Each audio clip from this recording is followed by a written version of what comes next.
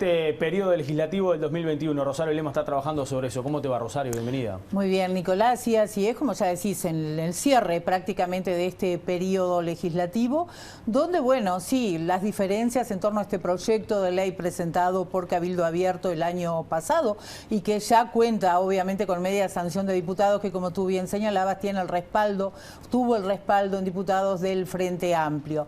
Ahora bien, ¿qué pasa? En las últimas horas, desde el gobierno, se ha presentado un decreto que tiene algunas modificaciones en torno a lo que es esta iniciativa de Cabildo Abierto. Recordemos de todos modos que la ley forestal data de 1987 y ha sufrido unas 27 modificaciones y que actualmente en el país hay 1.087.000 hectáreas aproximadamente forestadas. Como tú bien señalabas, este proyecto de ley de Cabildo Abierto no cuenta con el respaldo de los socios de la coalición, genera algún tipo de diferencias también que en las últimas horas, de algún modo, podríamos decir, en menor escala, están también a nivel de la oposición, teniendo en cuenta que Asamblea Uruguay tiene dudas respecto ahora a votar ese proyecto, dudas que surgieron a nivel de la comisión. Nicolás. Bien, a propósito del decreto, sí, ayer estuvo acá en los estudios el subsecretario Gerardo Amarilla y empezaba con esa noticia, ¿no? El decreto firmado recién.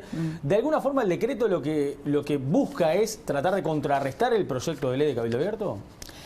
Y de algún modo frena lo que pueden ser las intenciones de Cabildo Abierto, que, repito, cuentan y fueron muy críticos, por ejemplo, legisladores del Partido Colorado, en torno a si se aprobaba, a lo que podría suceder si se aprobaba ese proyecto de ley. Y como muy bien también decía Lucía, está de algún modo la amenaza latente de que, bueno, que sea vetado el mismo.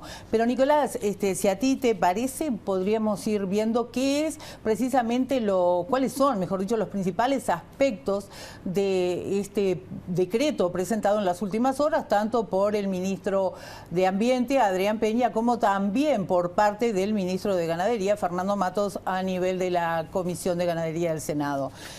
Podríamos escuchar primero, si les parece, lo que eran las afirmaciones al respecto del titular de Ambiente en torno a este decreto y la defensa del mismo en algunos de los aspectos concretos del mismo. Vamos a escuchar lo que nos decía Peña. Se incorpora también bajo el control del Ministerio de Ambiente todo lo relativo a las plantaciones ya existentes. En el Uruguay, desde el año 94, todos los proyectos mayores a 100 hectáreas deben pasar por el control ambiental, pero no antes.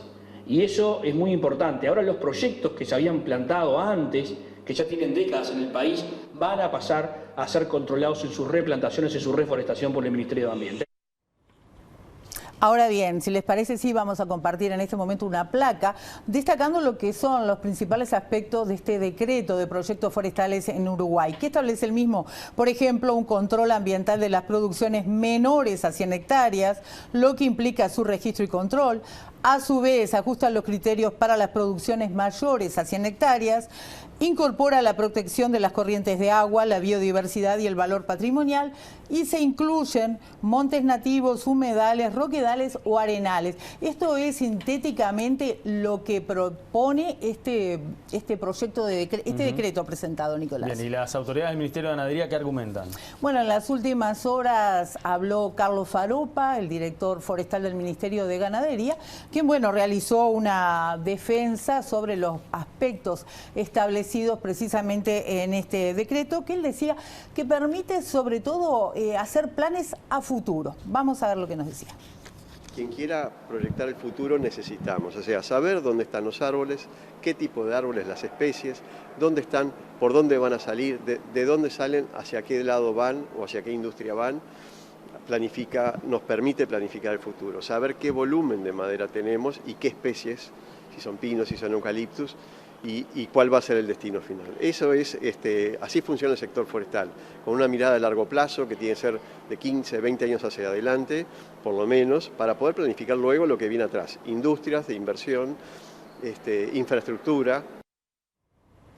Bueno, también esta mañana podríamos dialogar con el subsecretario de Ganadería, Juan Ignacio Bufa, quien de algún modo destacaba que el tema forestal es un tema de Estado y marcaba lo que son las incompatibilidades o los aspectos que no son compatibles de este proyecto de ley de Cabildo Abierto. plantea aspectos muy complejos, como por ejemplo limitar la forestación a un determinado porcentaje de los suelos del país.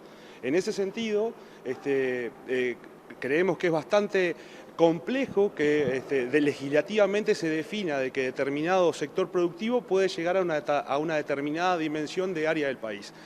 Y los decretos, por otro lado, además de generar las suficientes condiciones para generar los proyectos considerando los aspectos ambientales, incorporan muchísima ciencia. Bueno, muy bien, Rosario. ¿Cómo reacciona Cabildo Abierto ante la manera en la que reacciona el gobierno contra su proyecto? Y bueno, Cabildo Abierto está dispuesto a llegar hasta el final, es decir, que se apruebe en las próximas horas esta iniciativa, que recordemos ya tiene un año de contar con media sanción de la Cámara de Diputados. Pero Nicolás, si a ti te parece, vamos a ver también, someramente, sintéticamente, lo que son los principales aspectos de este proyecto de ley de Cabildo Abierto, que entre otras cosas limita la aprobación de proyectos forestales de bosques de rendimiento que sobrepasan la siembra de los 150 árboles por hectárea. También establece que productores y empresas rurales, industriales o agroindustriales dedicados a la forestación, explotación o industrialización de maderas de producción nacional, estarían obligados a la instauración de proyectos de rotación de cultivos. También pudimos hablar con el senador de Cabildo Abierto, Guillermo Domenech, quien destacó la importancia de esta iniciativa que impulsa su sector y de algún modo reconoce que puede haber alguna compatibilidad con el decreto, pero destaca lo que es fundamentalmente por qué debería aprobarse la iniciativa de Cabildo Abierto. Estas empresas forestales celulósicas quieren optimizar sus ganancias y quieren forestar esas zonas en competencia con la lechería, la agricultura y la ganadería. Nosotros queremos evitar esa competencia que entendemos malsana y queremos proteger a esos pequeños y medianos productores y queremos que la forestación se radique como originariamente se proyectó en las zonas que fueron declaradas de prioridad forestal. Bueno, y hablemos ahora de la oposición. ¿El Frente Amplio sigue respaldando el proyecto de Cabildo Abierto? Bueno, digamos que la mayoría de los sectores sí. En las últimas horas desde Asamblea Uruguay, de algún modo, una vez presentado este decreto a nivel de la comisión, se entiende de que se estaría más afín al decreto y no tanto al proyecto de ley, el sector de algún modo orientado por el ex ministro Daniel Astori. Bueno, lo concreto es que hablamos con el senador José Carlos Maía, nos decía que va a esperar a ver el transcurso de las próximas horas y a posteriori de que se vote, recién ahí va a estar dando declaraciones. No obstante ello, también hablamos con Alejandro Sánchez, obviamente de otro sector, del Frente Amplio, quien, comparte también aspectos de este decreto y entiende que de algún modo los dos son compatibles, pero insiste en que sí, están dispuestos a votar el proyecto de Cabildo Abierto. Vamos a escucharlo.